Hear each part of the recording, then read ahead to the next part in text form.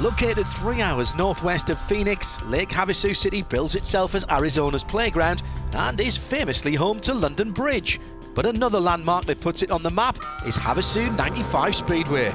In my opinion, it's the best place to live.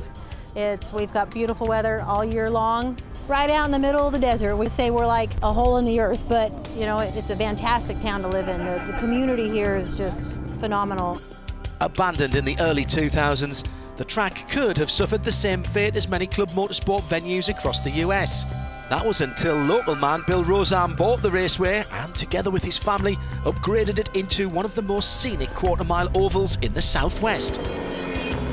My dad was an avid racer in his younger days, decided it was time for him to retire, and he wanted to start up at this racetrack. This racetrack had been dormant for about 10 years. This track originally was a dirt track, was paved and then shut down for a couple of years. I've lived in Havasu now for going on 16 years. We have some really great fans here at Havasu 95 Speedway. They support us, and I try my best to entertain them and support them as well, because if we're not entertaining to them, why am I here?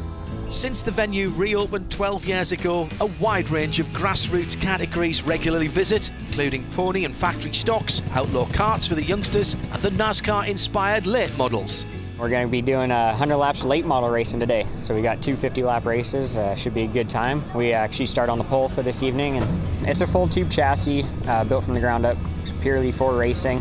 Has a Chevy V8 350 cubic inch engine, put about 450 horsepower out to the rear wheels. Whilst the racing is amateur, there are younger members in the late model class, like 15-year-old Jagger Jones, who have professional aspirations. This is like one of the first stepping stones when you move into a car. In the NASCAR sanctioned category, from here, a lot of people go straight to K&N, to the truck series.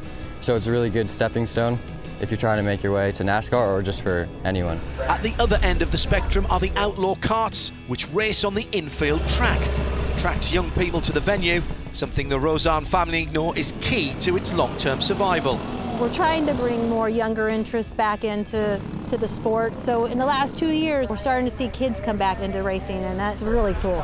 The kids that get to race in the smaller series is really good. They have the little mini sprints and then the Bandolero series, so that's a lot of fun. Gets them into racing really young.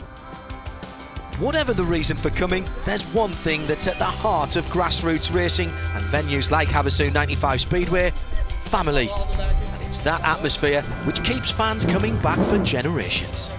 It's a great venue. We always have so much fun out here. It's a little tiny bull ring where you just have real tight, close racing. It's just a great facility, very family friendly. That's one of the things that makes grassroots racing special, is the family atmosphere. We try to encompass that in the pits, in the administration part, and we try to bring that to our fans as well. And they like that they can bring their family and come and have a family time at the racetrack. If we don't have the families, then we don't have anything.